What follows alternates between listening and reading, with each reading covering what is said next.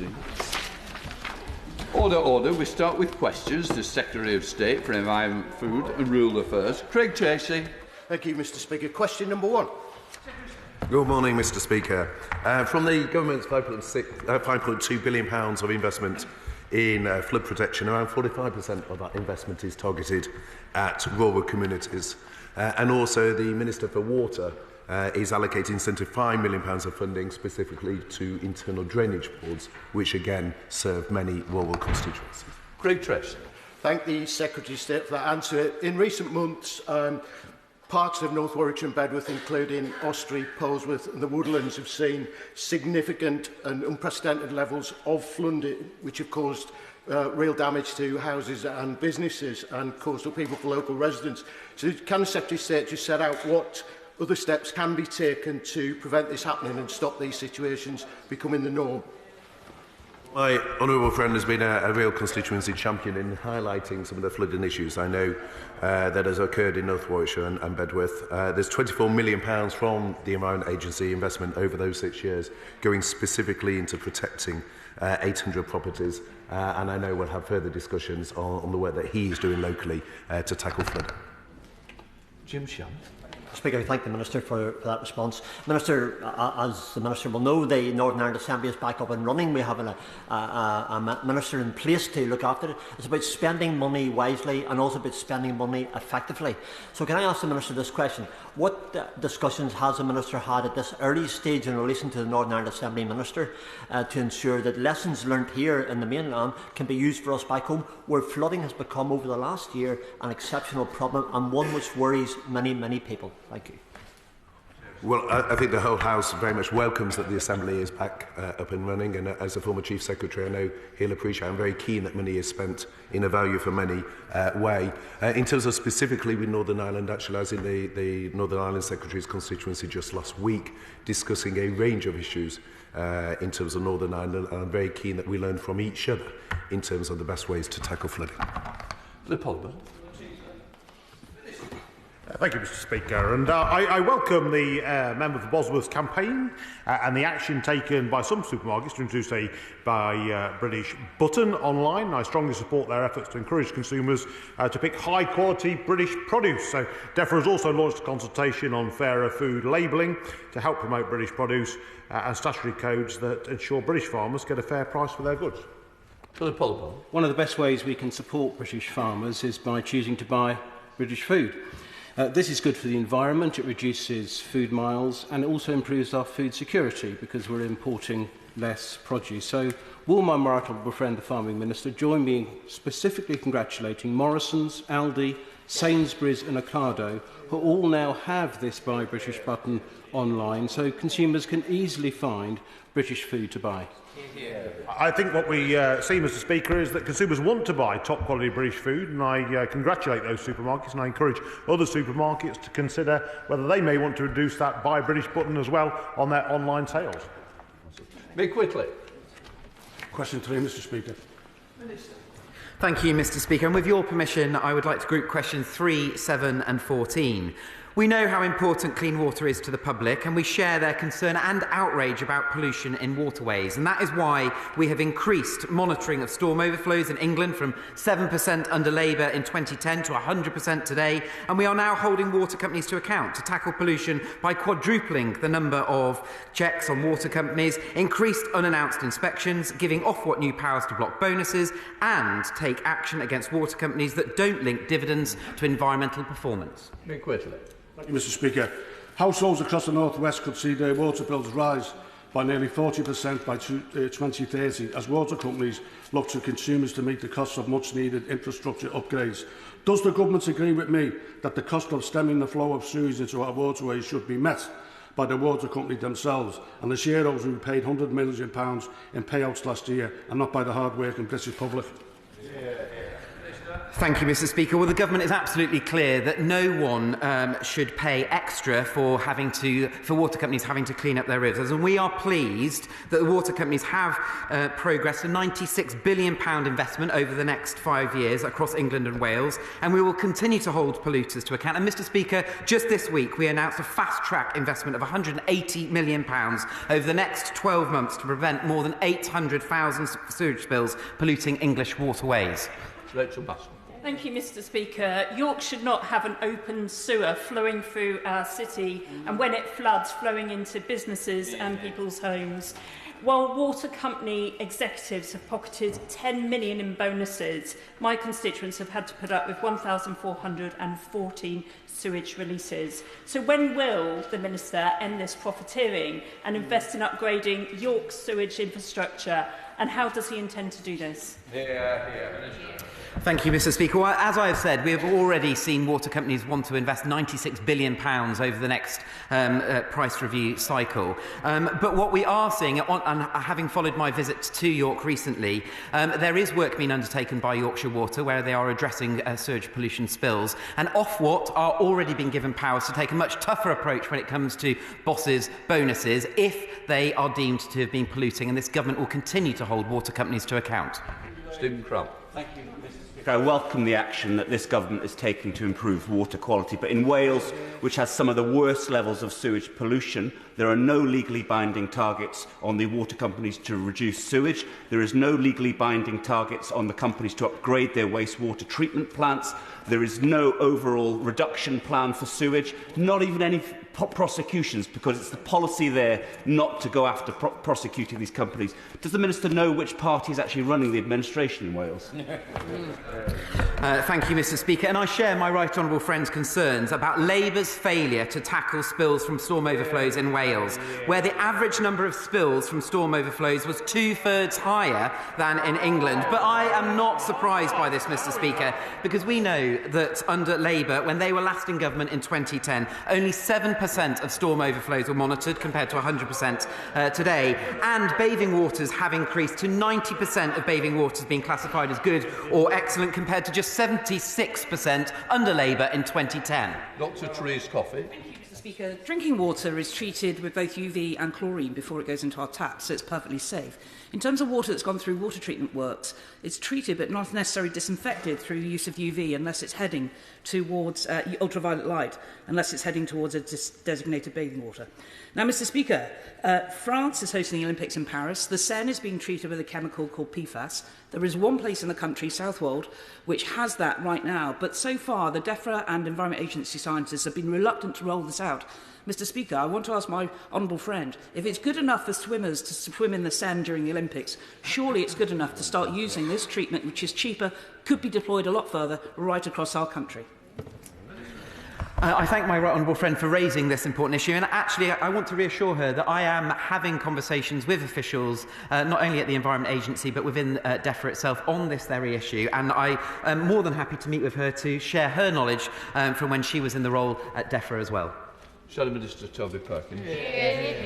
Well, thank you, Mr. Speaker. It's clear from what we've heard that the Minister is here to tell us how well the government and the water companies are doing.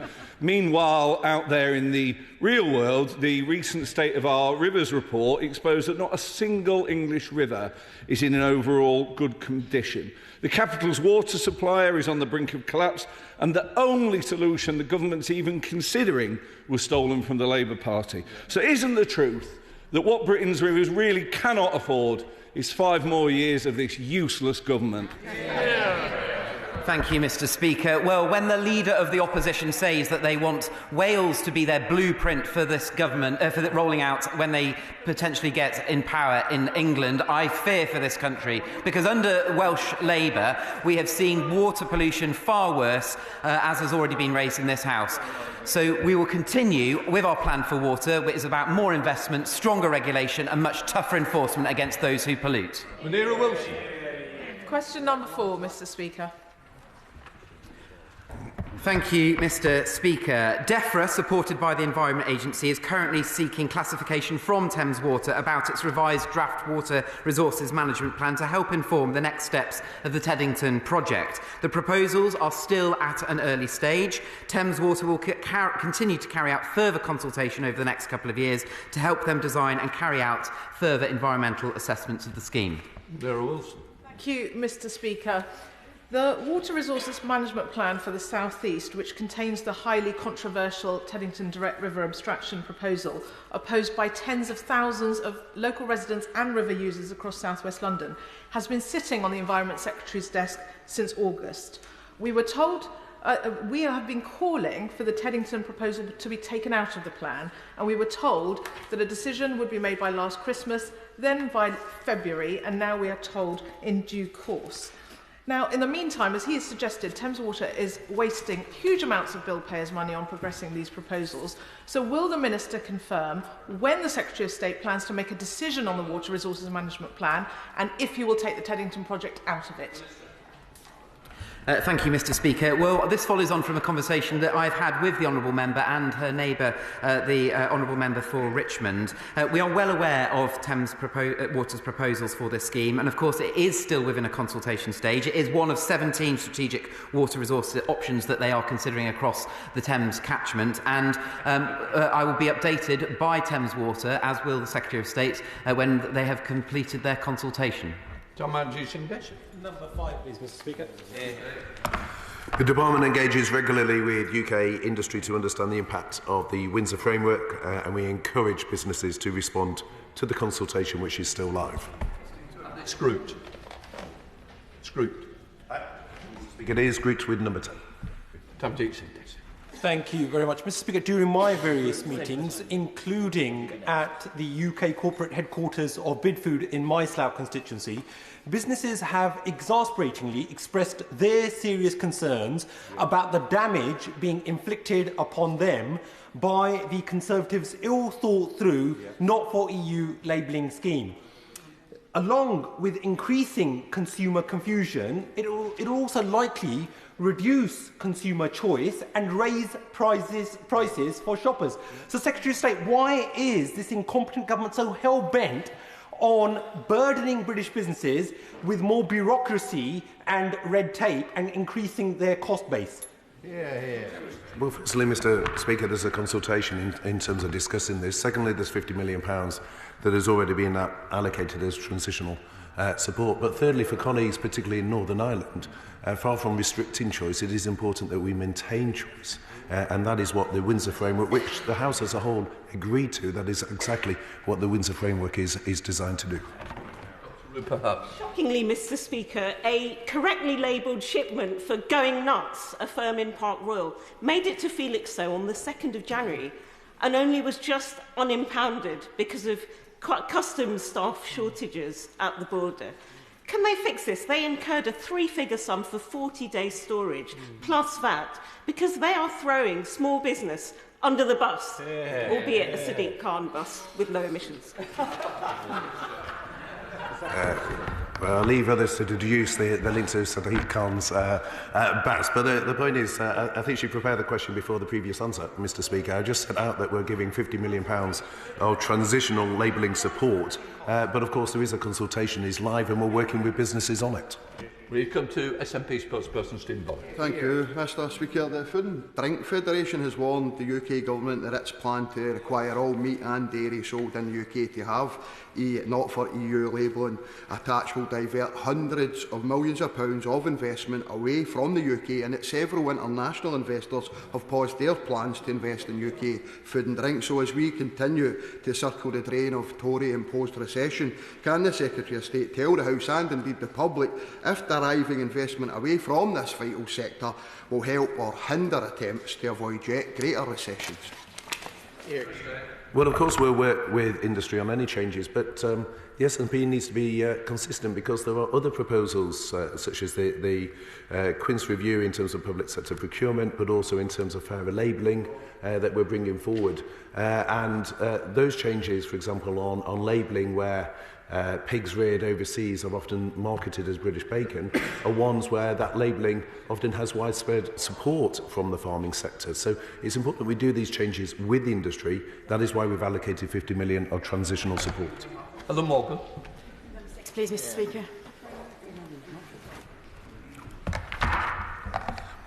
British farmers put food on our tables and form the background of the rural economy, and this government will always back our farmers. And that is why in January we increased the rates paid through the environmental land management actions by an average of 10%, and we increased the number of choice through the 50 new actions for farmers.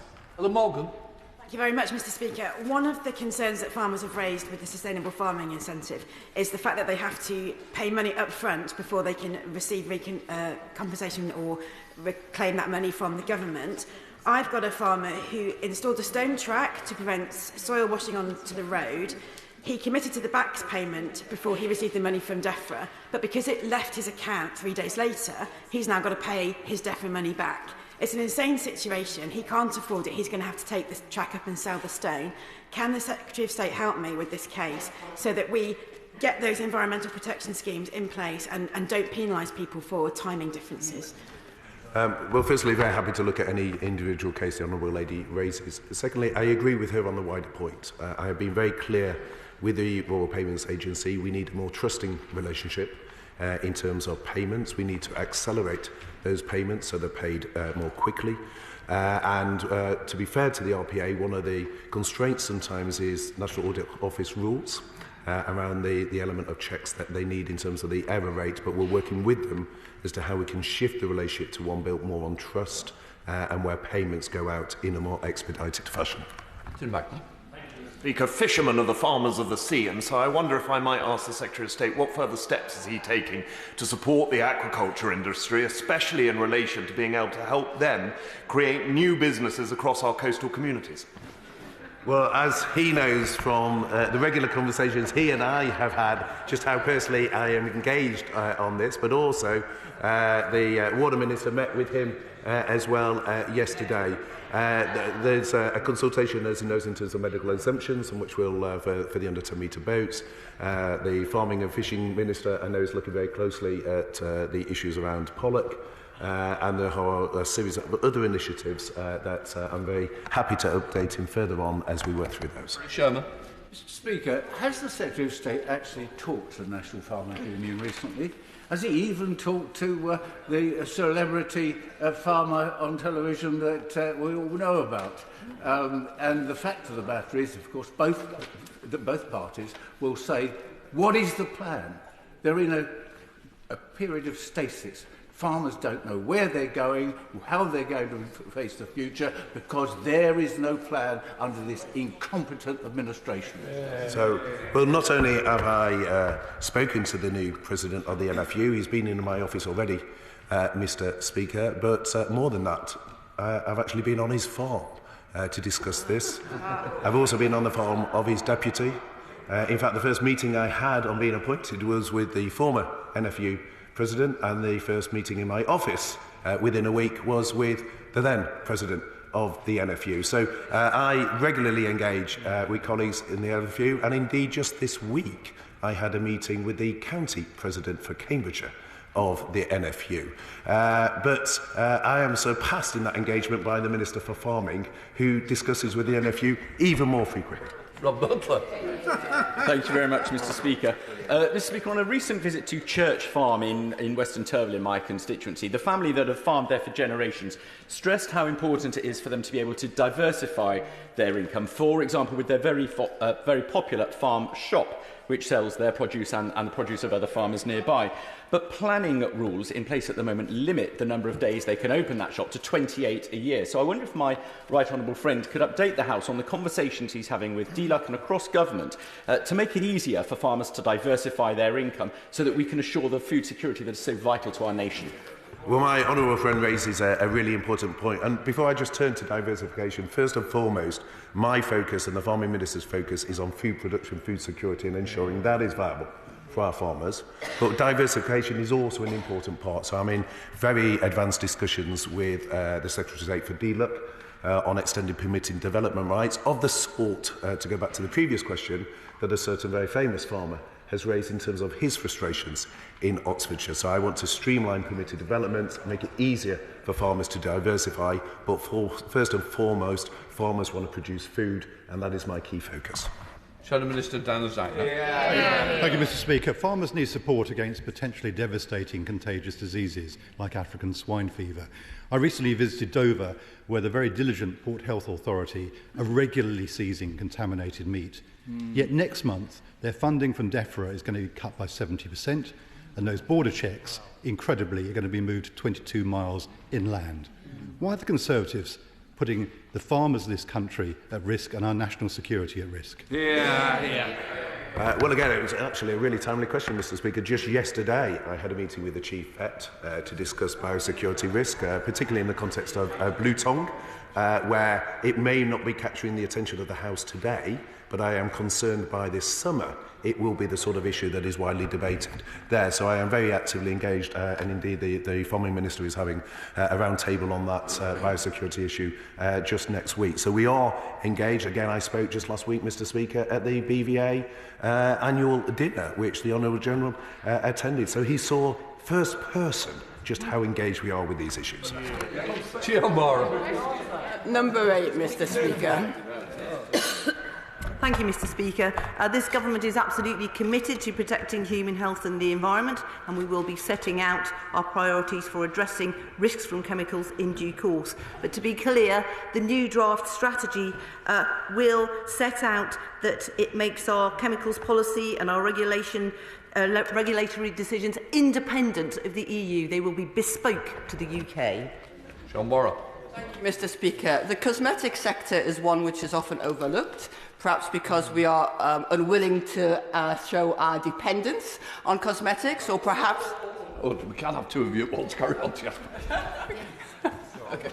Okay. The cosmetic sector is one which is often overlooked, perhaps because we're unwilling to show how dependent we are on that sector, or perhaps because so many of the 550,000 people who work in that sector are women. But the Cosmetics, Perfumery and Toiletries Association manifesto makes it clear that they require a safe supply of and sustainable supply of chemicals within a robust, internationally compatible regulatory framework. Isn't it clear that this ongoing chaos with the chemical strategy means that what they actually require is a change of government? Actually, there were a great many people from that industry at an international women's event that I spoke at just yesterday, which was about sustainability. And to be very clear, in the engagement we're having over the new alternative transition model, which we're having very close working with the industry, we are taking account of the whole issue that supply chains are very complicated, they are cross-border, and the sector values access. All these things are being taken into account, and we will be consulting very shortly on the strategy. Mr. Ruth Jones. Thank you, Mr. Speaker. The Minister told me in January this year the chemical strategy will be produced next year before correcting it to this year. So whether it's this year, next year, sometime never, does he agree with me that the strategy will only be worth the paper it's written on if the UK regulations catch up with other countries and stops hazardous substances being dumped here, damaging our environment and public health? Well, as she will know, there is a global framework on chemicals, and I actually attended the UN Global Framework on Chemicals back in September in Bonn, and we signed up to the framework, which is binding, and it sets targets, international commitments, and it relates to finance capacity building, so that we can soundly manage and handle our chemicals and our waste, and that's exactly what we're doing with our bespoke UK strategy. Sir Robbie, Chair of the Select Committee. Number 9. Thank you, Mr Speaker. Food security is a top priority for the government, and we've committed to continue to growing 60% of our food here in the UK. To back up those plans, we're introducing an annual food security index, and we're currently developing the content of that index. And we want to strike the right balance between food production and the natural environment, which is why all the actions in the SFI work to support food production and the environment. Sir Robert. Does the Minister share my concerns that a perfect storm may be brewing up with grain prices on the floor, with a third of the wheat crop either not being drilled or flooded out, and oilseed rape being increasingly difficult to establish, that actually some of the long-term multi-annual stewardship options are becoming increasingly attractive, not to mention those idiots in Wales taking 20% of land out of production? Does he share my concerns? Well, it's something that we consistently and constantly review to make sure we are striking that right balance between food production and the environment. We'll continue to do that to make sure that we don't see those perverse incentives take place. And certainly, given the challenge of the weather this season, difficulties planting cereal crops, we will continue to look at whether that balance is right, and people will. I don't want to see is people abusing the system and putting in too much wild bird mix or pollinator mix, and we will continue to review whether that is having an impact on the market. Andrew Bridget. Can I draw the House's attention to my entry in the Register of Members' Interests? Can the Minister explain how his department's policy of taking good agricultural land out of food production is compatible with improving UK food security? I can, Mr Speaker, because I think the Sustainable Farming Incentive motivates farmers to improve their soil quality. That's good for production of food. It incentivates farmers to look after pollinators. That's good for pollination of crops. And I think working with the environment and food production are two sides of the same coin. So we as farmers, we want to encourage farmers to look after the environment so that we can continue to produce top quality food and highly productive land. Patrick Ready. Number 11.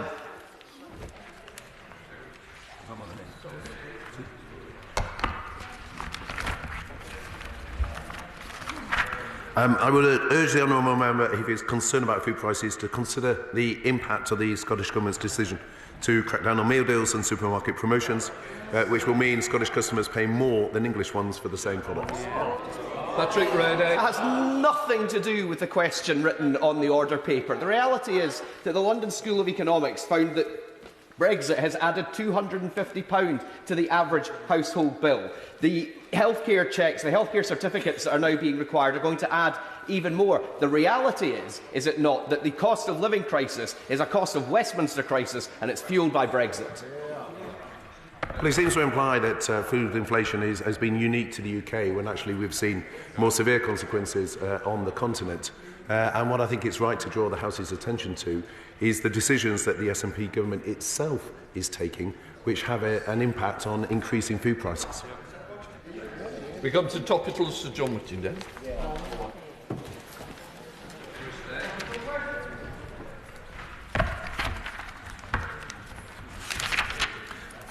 Mr Speaker, since last update in the House, we have continued to bring forward measures to place greater prioritisation on food production and food security.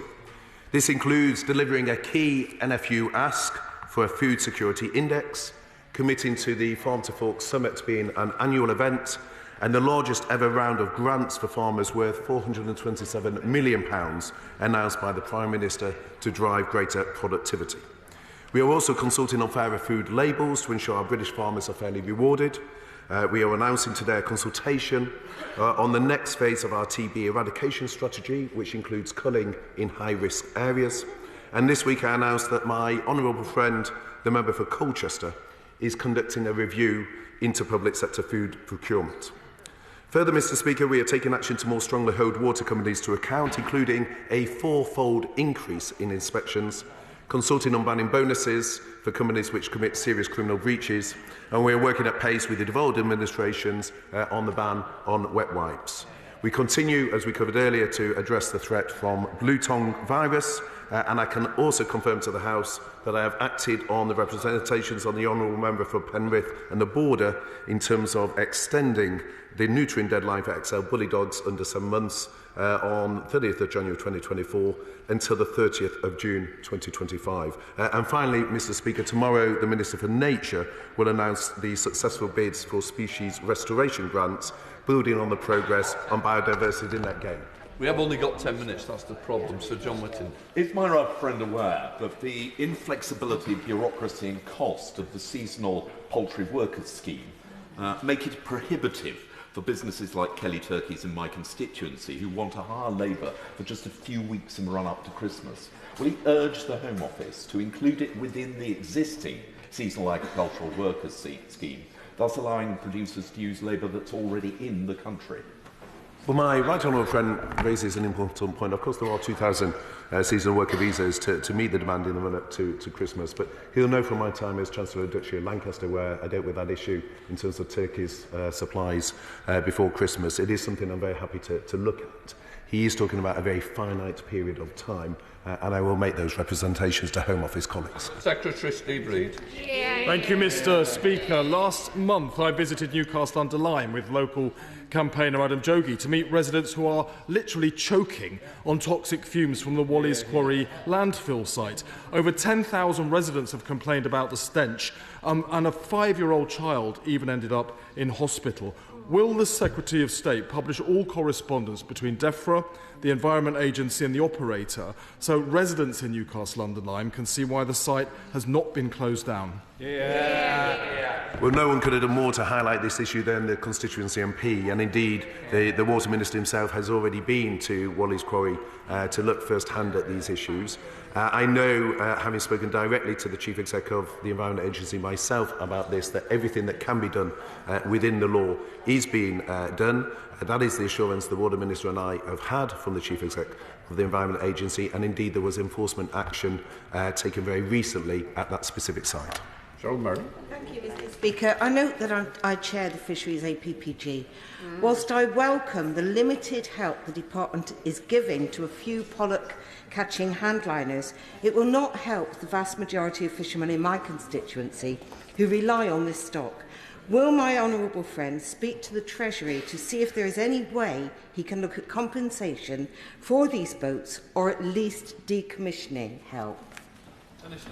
So can I, first of all, the government does recognise the huge challenge being faced by pollock fishers, and we are trying to offer funding to help those who are most affected. I can also pay tribute to her campaign, as well as that to the member for Truro and Falmouth and St Austell and Newquay in raising these issues. We are helping those fishermen through the Fisheries and Seafood scheme, as well as a new scientific study, but Secretary of State and I are personally looking at what other options may be available to help and support, and I know that she will continue with her pursuit and support of her constituents. Mick.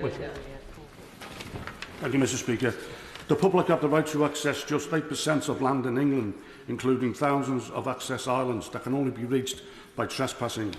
With polling now showing that 62% of the public support the extension of the right to roam to England, is the government now prepared to commit to overhauling our outdated system of access rights and following Scotland in enshrining a responsibility right to roam in law?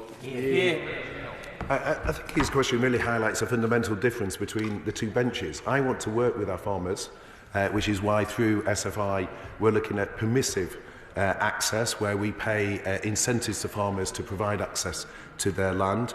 They want to impose a top-down requirement in terms of right to roam, rather than work constructively with our farmers and landowners, which is the approach we are taking on this side of the House. Peter Aldous.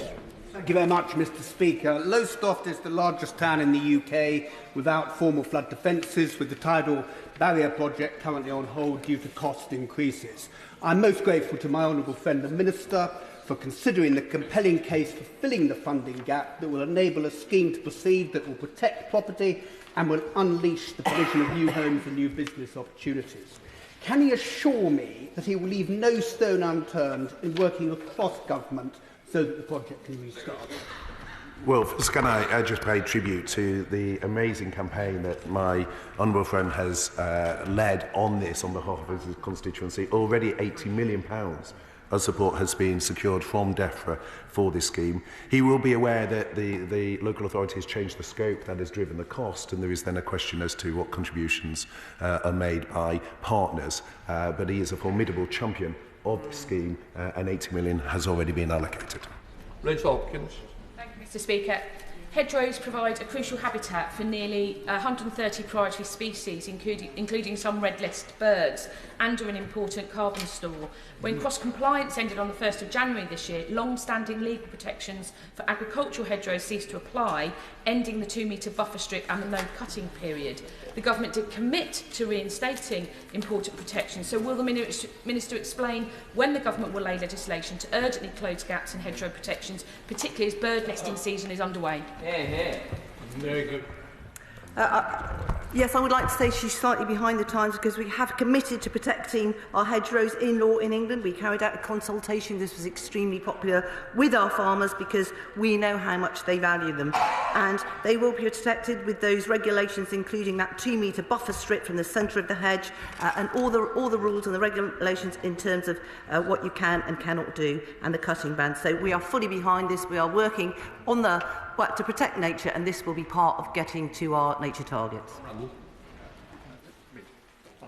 Thank you, Mr. Speaker. Can I thank the Minister for Water for coming to Vale Road and Colwick recently to meet residents affected by flooding, and I know that meeting was very much appreciated. And can he reassure me that he and his department will continue to work with me to improve flood defences both in Colwick and across Nottinghamshire, so that the residents there can sleep a little better at night? Well, Mr. Speaker, I was glad to visit Colwick and meet residents along Vale Road to hear about the impact of recent flooding, not only on them but from the wider residents within that area. And of course I will continue to work with my honourable friend but also Nottinghamshire County Council, because I know that this isn't the only area that he is interested in. He has also been working with the Right Honourable Member for Sherwood, focusing on Lamley and Woodborough as well. But this is, in addition, this work will build on the £51 million that has already been allocated to Nottinghamshire County Council, that is already better protecting 15,000 properties. Mr. Speaker, for my constituents in Bradford, food prices have soared along with rising cost of living, recently reaching a peak of 19.1%, making it the highest rate of increase in almost 50 years and making it increasingly difficult for families in Bradford to make ends meet.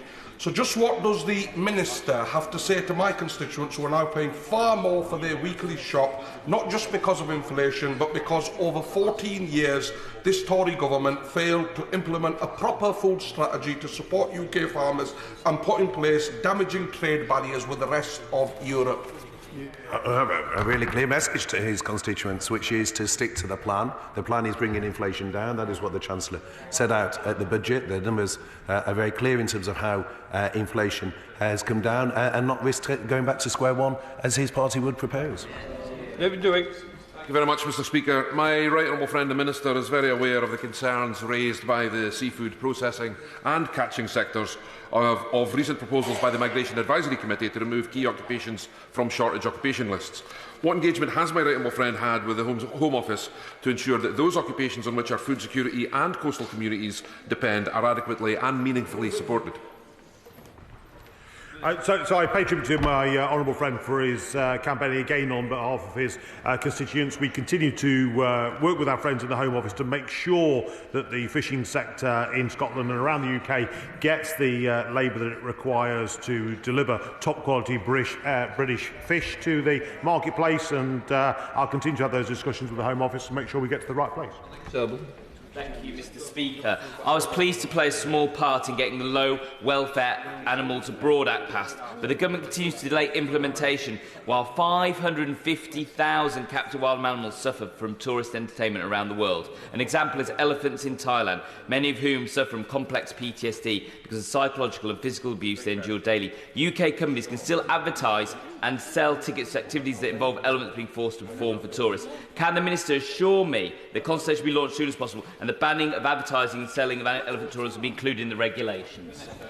Thank you, Mr. Speaker. So future decisions on which animal activities will fall into the scope of that legislation will need to be evidence-based and subject to parliamentary scrutiny. The government continues to make animal welfare a priority, and we're currently exploring a number of options to ensure progress as soon as is practical.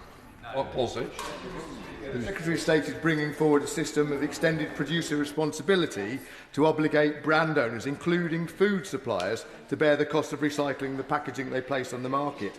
But there are some estimates that the cost to obligated businesses may be 10 times higher than that under the current PRN system. Given that this cost will need to be passed to consumers, does the Minister share concerns that it will contribute to food price inflation? Thank you, Mr. Speaker, and it was good to meet with my honourable friends just this week on this very issue. And what I would encourage all within the packaging sector to do, and all those that are involved in the industry, is keep feeding information into my officials, because we are reviewing EPR at the moment. We have a dedicated rollout plan with it, but we are very keen to hear from the industry. Thank you, Mr. Speaker.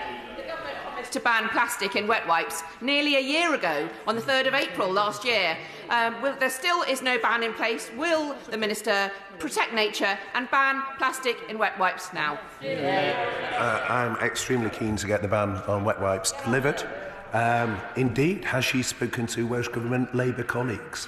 Because, as she knows, these things need to go through as a divulged through agreement. But I can assure you I am pressing very hard on it, and I hope to have something to announce very soon. But I will take the chuntering from the front bench into those discussions. Aware of the success of my quarterly water summits, which have already caused Anglian Water to beat the government target for reducing storm overflows by 5 years and pilot testing our bathing waters all the year round. But there is one agency that consistently failed to attend, and that's the Environment Agency. Please will the Minister commit to come to the next one and bring the Environment Agency with him? Well, there is no better Doughty champion than the Honourable Member for Southend, who has been lobbying me on this issue, and I am happy to commit to the Environment Agency attending her next summit. But also, Mr. Speaker, I will attend in person myself. Richard Ford. Mr. Speaker, British farmers produce some of the very best produce in the world, but the trend is in the wrong direction in terms of supermarkets selling it. Would he support Liberal Democrat proposals to invest an additional £1 billion extra in British farming and reform ELMS so that it genuinely incentivises sustainable farming? Well, I agree with him that British farmers produce amongst the best food in the world, but I don't agree with him that the trend is deteriorating. Quite the opposite, and that's why we've had the Buy British campaign that a number of supermarkets have already signed up to. It's why we've got the public sector review, the Queen's review underway. It's why we're looking at labelling and how we better empower the consumers in terms of buying food to good animal welfare standards. So there's a lot of progress, but it reflects the great standards we have with British food. Mr. Speaker, can my honourable friend update the House on the responses to the consultation on the 27 bids for bathing water status, one of which, of course, is for the River Nid of the Lido in Knaresborough? Mr. Speaker, my officials have been inundated with a huge number of people responding to the consultations on the 27 bathing water sites. I know that my honourable friend is a Doughty campaigner for the River Nid. I can't say anything at the moment, but he will not have to wait too long before hearing the outcome. Alison Phillips. Lidl has become the first supermarket to roll out a deposit return scheme across the whole of the city of Glasgow. Will he commend Lidl for doing what he has blocked the Scottish Government from rolling out across Scotland? Hear, hear. I always commend supermarkets that are being innovative, but part of the problem with the initiative in Scotland was the amount of pushback there was from industry, and indeed that is why the Scottish Government pulled it. EPR will add financial burdens to amazing food producers such as Wilkin & Sons in Tiptree, in my constituency. So can the Minister specifically say what is he doing to keep the financial costs and red tape down on great British food manufacturers? My right honourable friend knows we're kindred spirits in trying to keep red tape and regulation down. Indeed, I was looking at automation on Tiptree on a visit just a couple of weeks ago in terms of how we bring costs down in terms of food production. But she'll have heard the comment from the Minister for Water in terms of that there is a consultation live on these issues. I know, as a formidable constituency champion, that she will ensure that any costs and concerns are raised as part of that consultation. We now turn over to the next questions. That from bench changeover. Yeah.